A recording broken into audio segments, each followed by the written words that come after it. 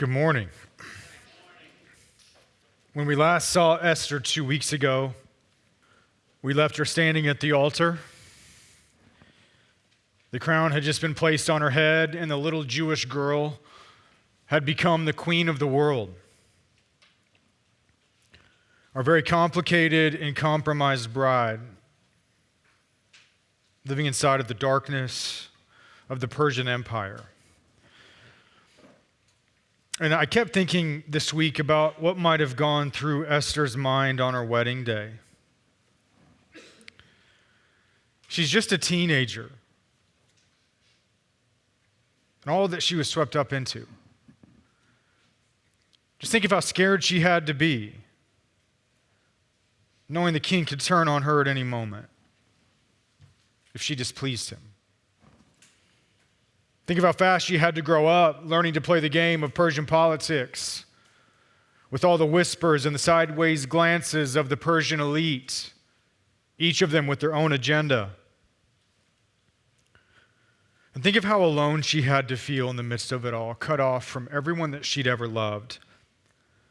Because now she lives in the palace. And today we will learn that the palace is a dangerous place.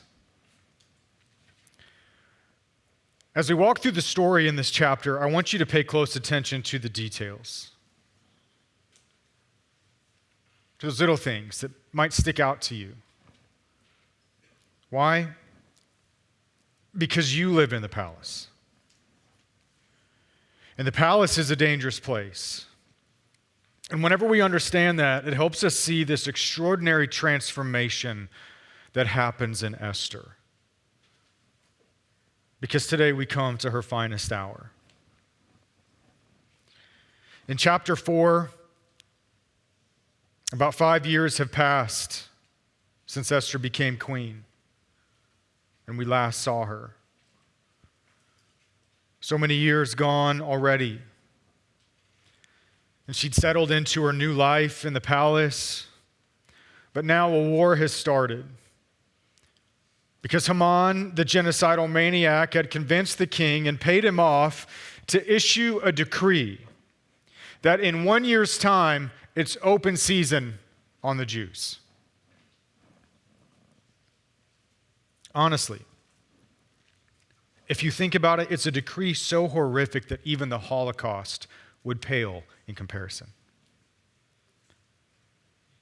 Because in one day, throughout the entire empire, which keep in mind also included Jerusalem and the Promised Land, everyone was ordered to go out and murder all of the Jews, young, old,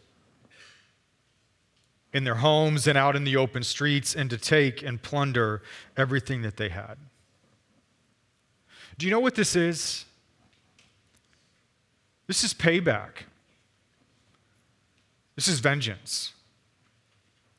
This is the serpent, the snake, the devil, pulling his strings from behind the curtain, looking for revenge for the Exodus. Whenever the firstborn of his empire were killed and his Egyptians were plundered. This is a cosmic war.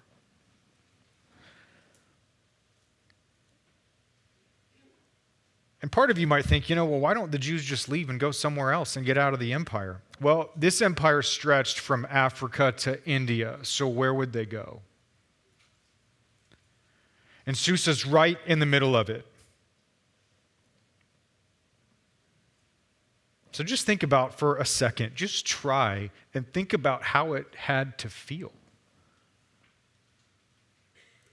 To know that decree was hanging over your head. How would that make you look at your kids? What would that do to your heart as you get up every morning? You're a dead man walking. And at the start of chapter 4, Mordecai learns about the decree. And when he does, he dresses in sackcloth and ash, and he mourned.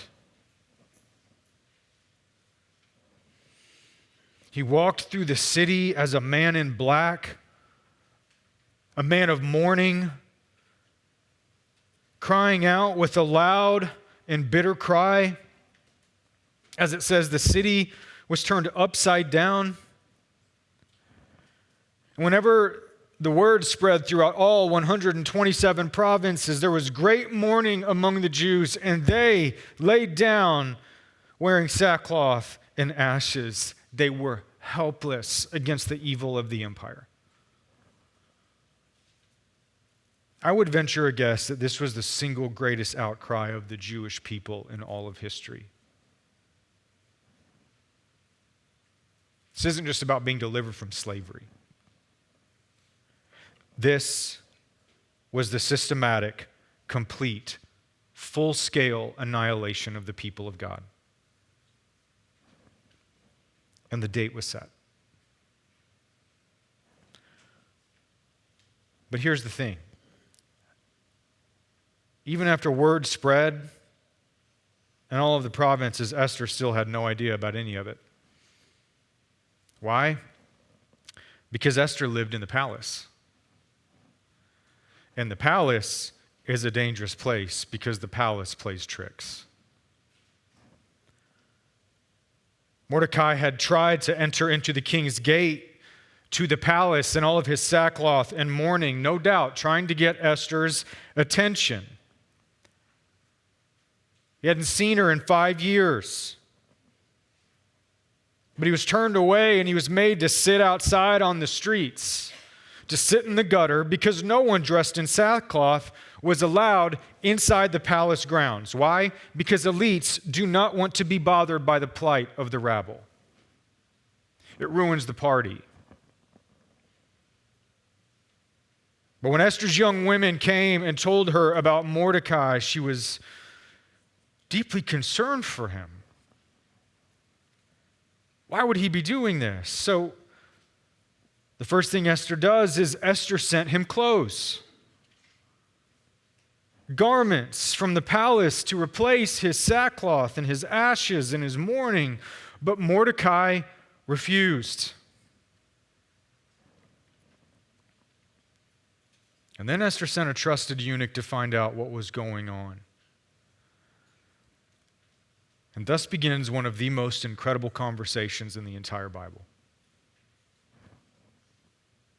And it's one that has so moved me on so many occasions, so deeply.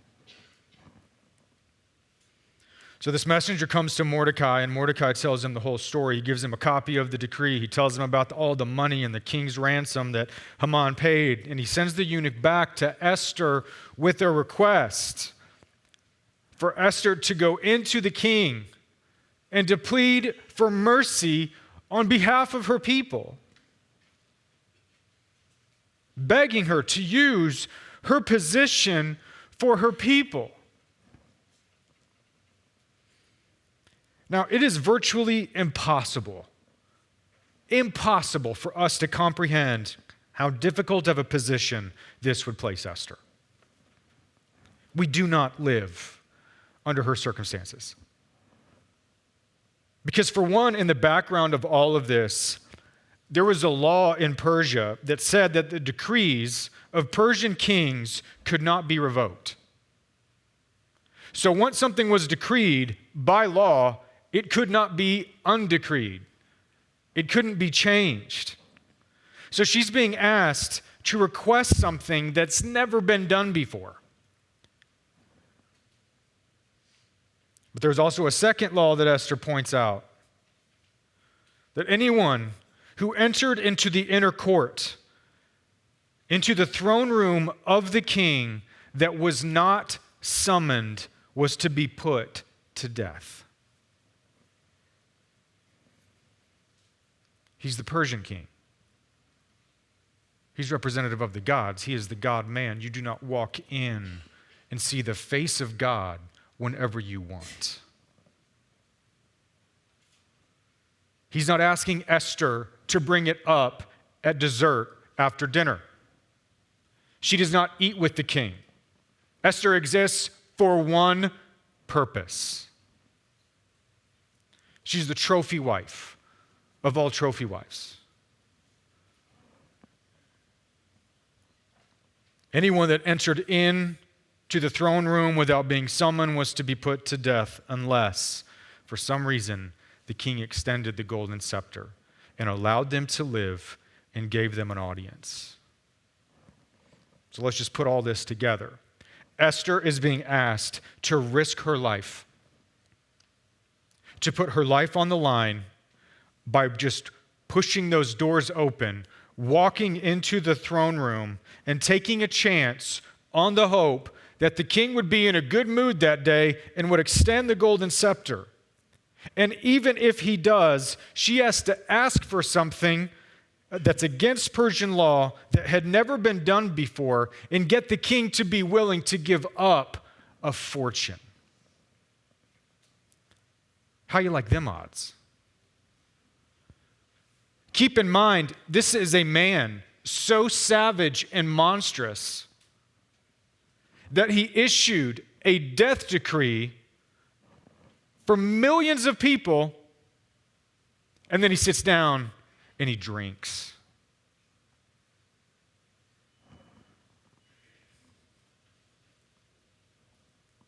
So Esther says, Mordecai, everyone knows the law. Don't you know what you are asking me to do? This is a death mission. Do you have any idea who the king is? And just so you know, he hasn't even called on me for over 30 days because other women have caught his eye. So I'm not exactly in his good graces here. Not to mention the fact that I'd have to admit that I'm a Jew and I've been lying this entire time about who I really am. And by the way, Mordecai, I've got one word for you: Vashti. The king would throw me away like a piece of trash. Who am I?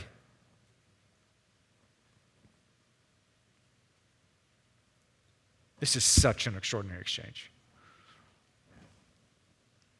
With Esther high up in the palace, Mordecai in sackcloth and ash on the streets and the gutter, and the messenger hurrying back and forth in secret between their two worlds.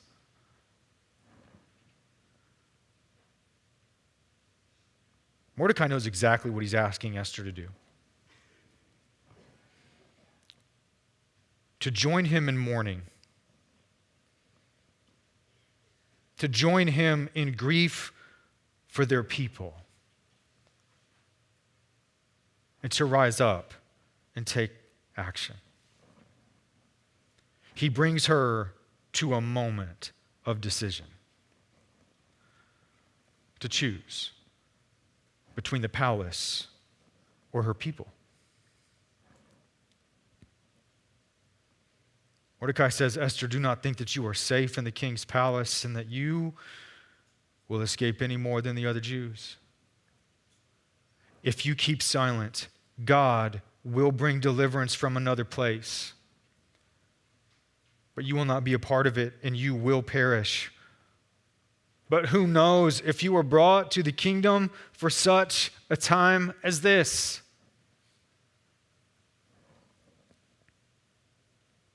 Or just to paraphrase and read between the lines, he's saying, Esther, what if God was behind all of this? All these years of your life to bring you to this place for such a time as this? What if this moment was what made all the complication of your life finally make sense? That God had a greater purpose for you than you ever knew. God will deliver us one way or another. So choose whether or not you want to be a part of it, but do know that either decision that you make, it will cost you your life. So what is your choice, Esther?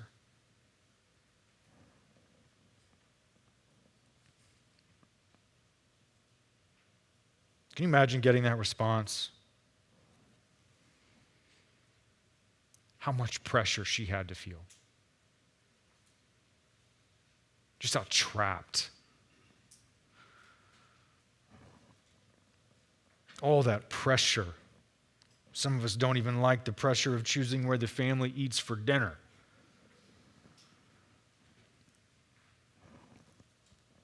And yet here she is being asked to choose to put her life on the line, especially when life had become so comfortable. Because Esther lived in the palace, and the palace is a dangerous place. Because the palace plays tricks.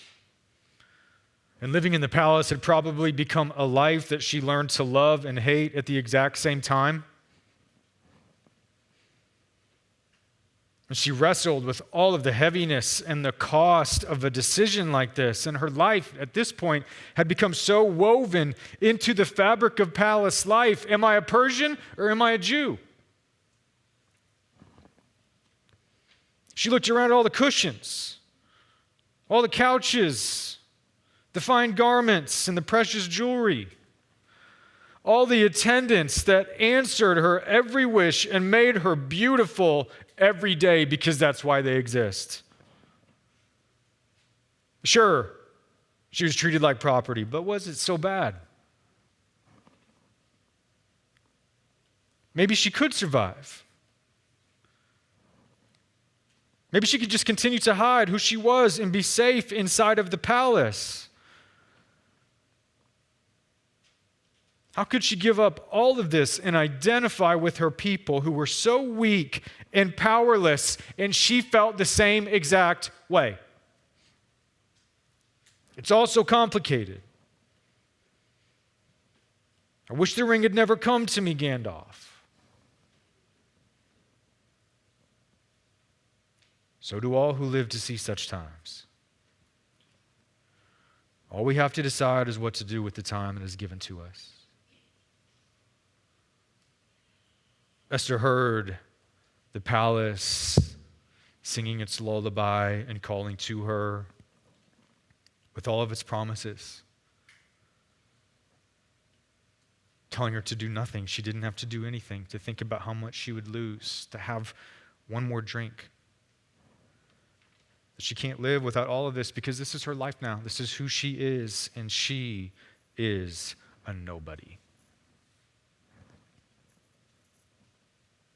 And you don't wrestle with a decision like this without wrestling with God.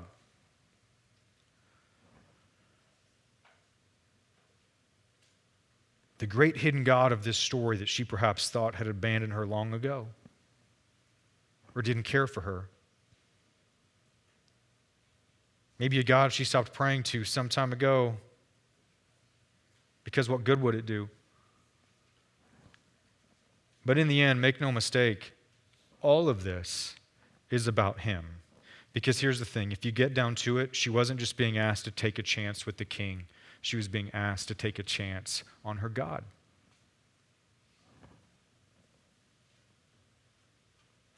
She was putting her life in his hands. Was he really with her? Would he really give my life that kind of purpose? Did he really bring me here for such a time as this? What's it going to be, Esther? The palace or your people? What is your choice?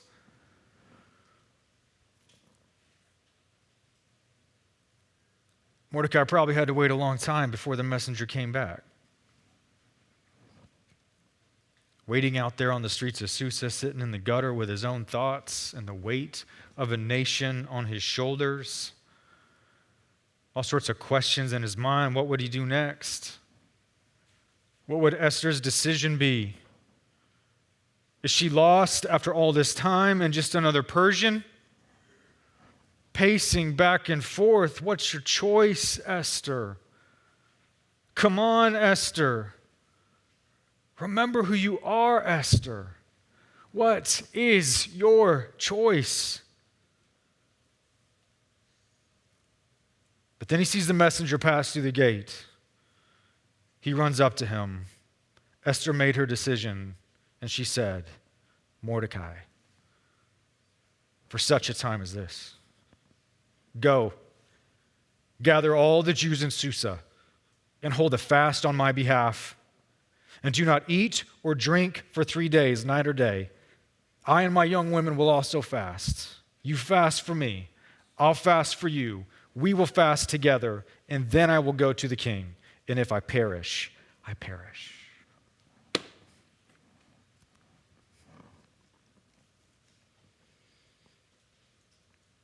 That's a response.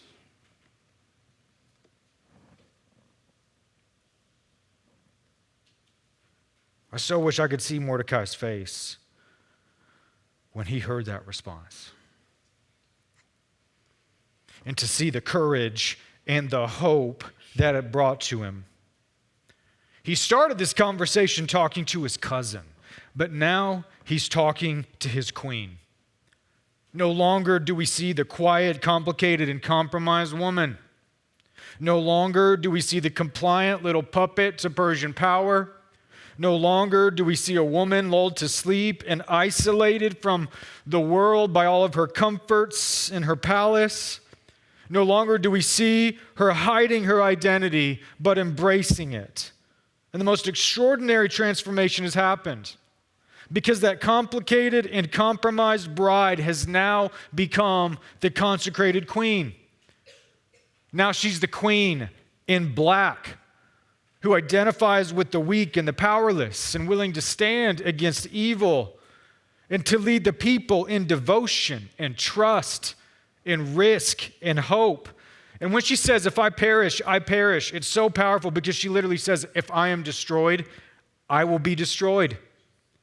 But at least I will go out consecrating my life in service to my God and my people. For such a time as this.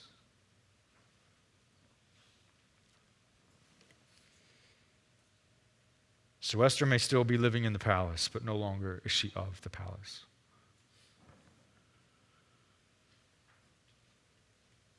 It's such an extraordinary story that part of you wants to immediately go, what does any of this have to do with me?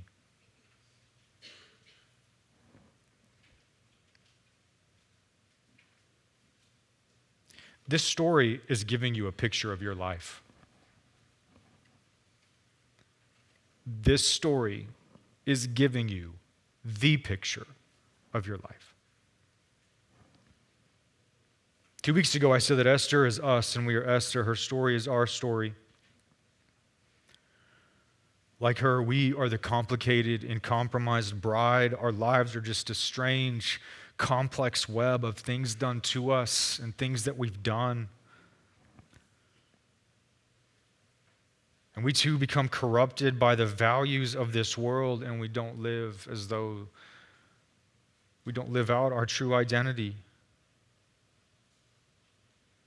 But this morning I want to add another layer to all of that, that like her, like Esther, we live in the palace. We live in the palace. We live in the palace. Living where we do in this world among such comfort and wealth and opulence and opportunity and excess, we live in the palace. And comparing our nation to the rest of the world, we live in the global palace. In comparing our nation to those of history, we're the most powerful that has ever existed on this planet. So we live in the historical palace.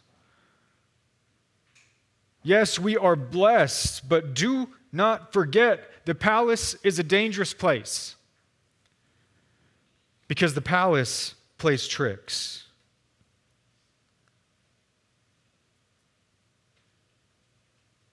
Because you know what it's doing right now? It's telling you how to act if you want to get ahead.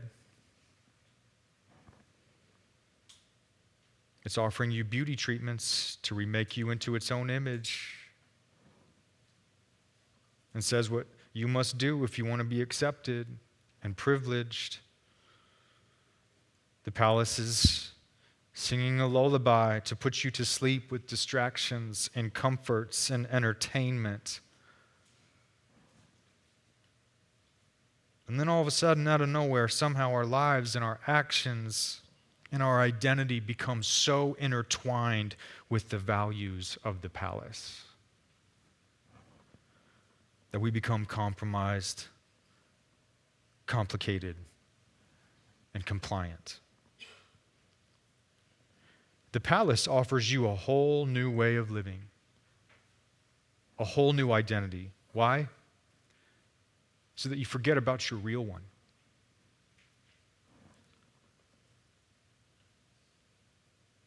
So what does God do with us?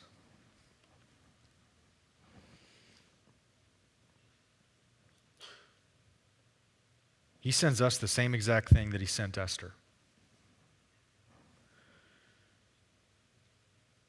He sends us a mourner, a man of sorrows, acquainted with grief,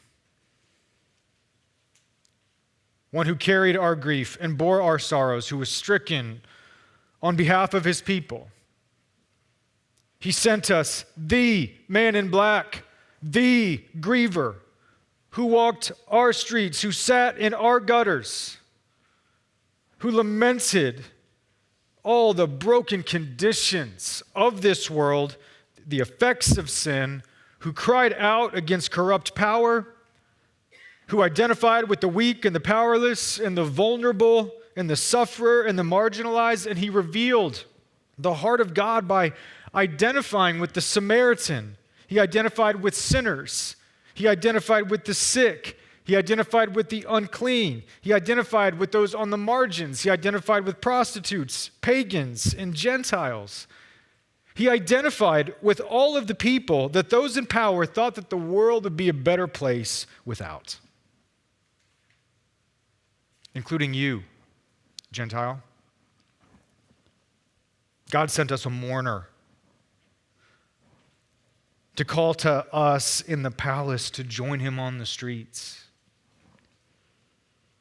and to enter into the pain and suffering around us so that we might participate in the rescue of his people from every tribe and every tongue and every nation, because there is a death sentence that hangs over this world from the God who sits on high, and that decree can never be undone. He invites us to grieve and mourn the condition of this world and to identify with the powerless. To join him by laying aside our comforts and getting off our couches for the good of another. He calls us out of all of our complication and our compromise, and he calls us to consecrate ourselves to him for the life of the world. And this mourner, this man in black, confronts us with the exact same question: the palace or my people? What is your choice? And make no mistake, the palace is a dangerous place because the palace plays tricks, but it does not play games.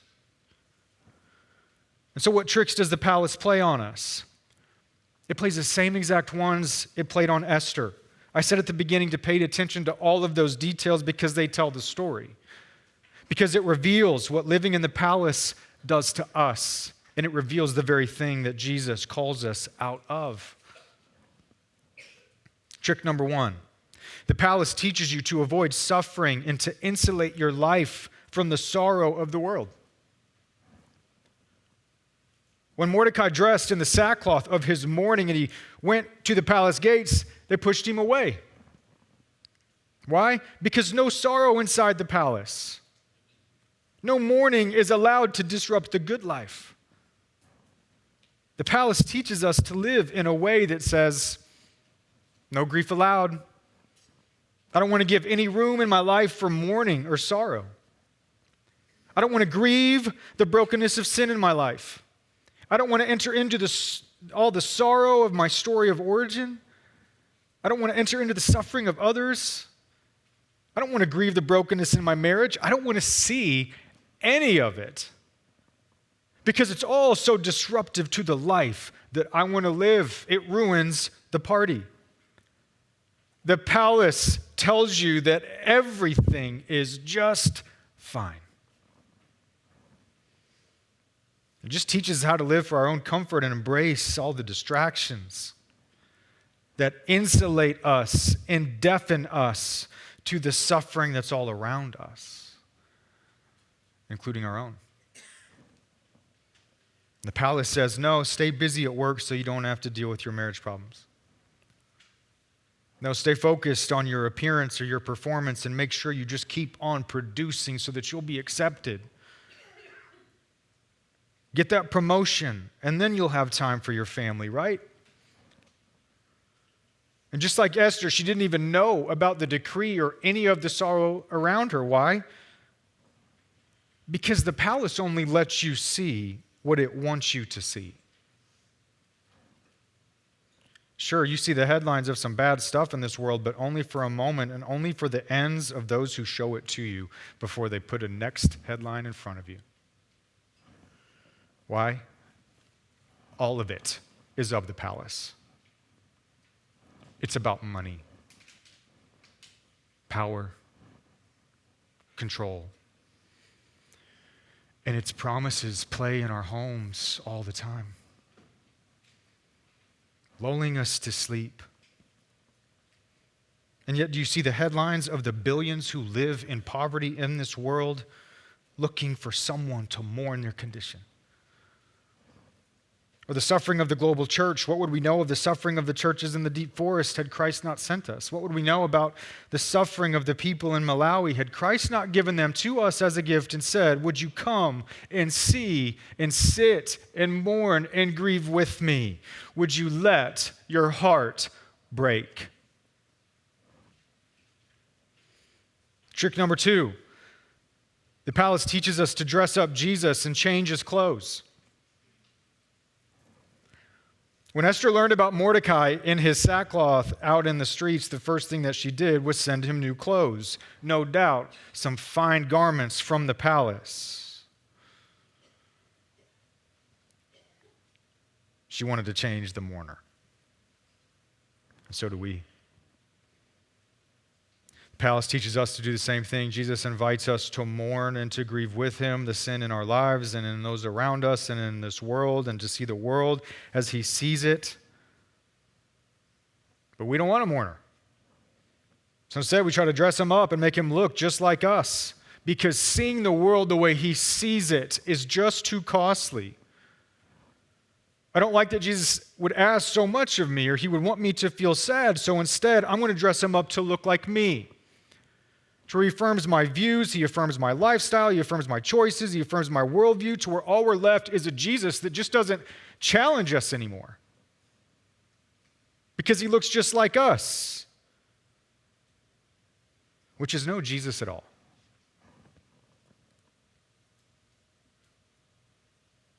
Trick number 3, the palace deceives us into thinking that we can love God without loving others. Mordecai asked Esther to identify with her people, to not live in isolation, to not live in secret, but to rise up and offer her life for the good of her people. And no doubt, Esther felt the tug that she could actually be safe living on her own as a Jew. Maybe she could just live a private life of faith that was disconnected from others and didn't require her to sacrifice for another. She was tempted to believe that she could still follow this God on her own while ignoring the needs of others. And that is impossible for a God who says, I give you 2 things to do, to love me and to love your neighbor as yourself. So if you do not love your neighbor, you do not love your God. And all this just culminates into trick number 4. The palace teaches us to be okay not being a part of what God is doing in this world. Because the palace convinces us to think that we don't have to make a choice. Mordecai told Esther, if you stay silent, God will bring deliverance from another place. That is an extraordinary act of faith and trust. Mordecai trusted in God's promises to his people that he would preserve them and keep them, and he invited Esther to be a part of it because he knew that God was going to do it one way or another, with or without her. So what is your choice, Esther? And yet the palace lulls us to sleep because it makes us think that we don't have to make a choice.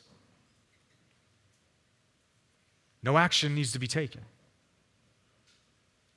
It makes us just settle into a pseudo-faith that just boils a relationship with God down to just a few sets of beliefs that we check those boxes without ever having to make a choice or take action. Where our faith is just knowing some things about God that make us feel safe, but God sends us a mourner that calls us to make a choice. And we would say, well, I believe that Jesus died on the cross for my sins. And he says, that's great, but what is your choice? Well, I believe in predestination, the sovereignty of God, and election. Great, but what is your choice? I go to church and try to be a good person. That's great, but what is your choice? It's all lip service until it ends up being devotion to God in service to others, because you can believe all of those things and yet still leave your cross in the corner collecting dust. And we miss out on what God is doing if we always do nothing every time he asks us to do something. Because the palace makes us say, I just don't want to. I don't want to give. I don't want to serve. I don't want to forgive. I don't want to struggle. I don't want to confess. I don't want to apologize. I don't want to sacrifice. I don't want to suffer. I just don't want to make a choice. And all of that is just the palace making you exactly what it wants you to be. A two-dimensional paper princess that folds every time it gets hard. The palace is a dangerous place because the palace plays tricks. So how do we escape it? How do we escape the hypnosis of palace life? How can we be in the palace, but not of the palace? Same as Esther. Remember this profound movement and this transformation that we see in her. From being the little paper princess to the powerful queen, rising up to lead her nation with conviction and self-abandon and sacrifice, ready to face the darkness of this world. So how did that happen? It's because in the midst of all of the complexity and the compromise of her life,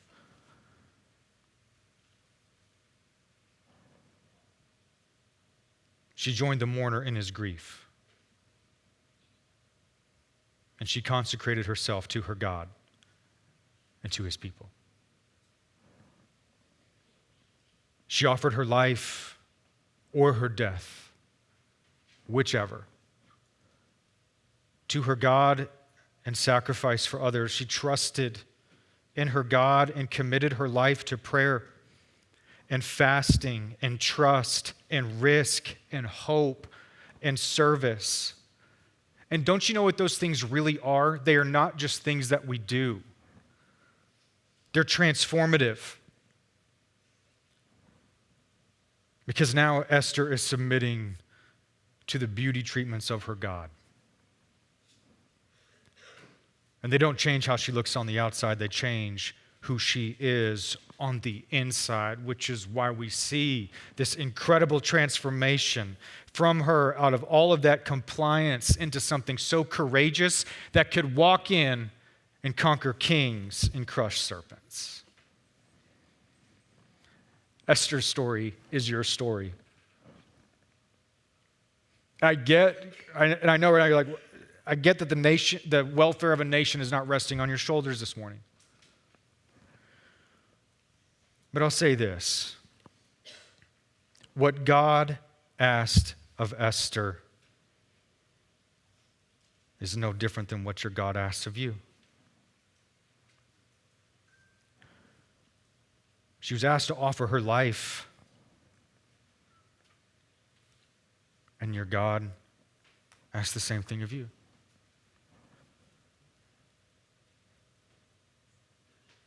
Your God asked for your life to offer to him and to live for something greater than yourself and join him in what he is doing for the life of the world.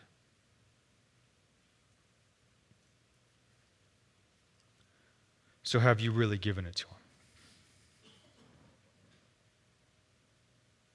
And maybe this morning your life just feels really complicated right now. But maybe it feels complicated because your life is unconsecrated. You've been busy trying to live life in the palace. And all the palace is going to do is make you busy. And so all that complication is never going to go away. Or maybe you think, yeah, but Esther got to live for something so extraordinary. She lived in such a unique place, in such a unique position for a unique time, but not me. Who am I? That's just the palace talking. Because I disagree. And your God tells you something different. Why? Esther didn't get to live for your children. Esther didn't get to live for your spouse. She didn't get to live for the pastors or the children or the churches in the deep forest. She didn't get to live for all the sufferers on the mountains of Malawi as we speak.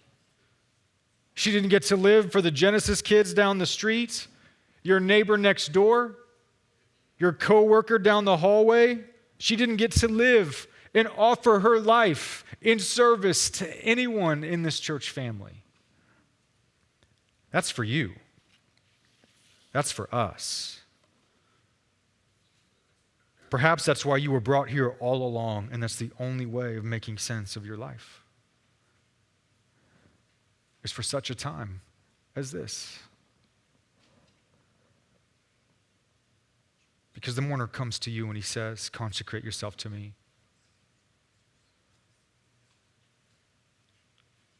I'll let you see the world differently. And I will transform you into something altogether different. But always remember and never forget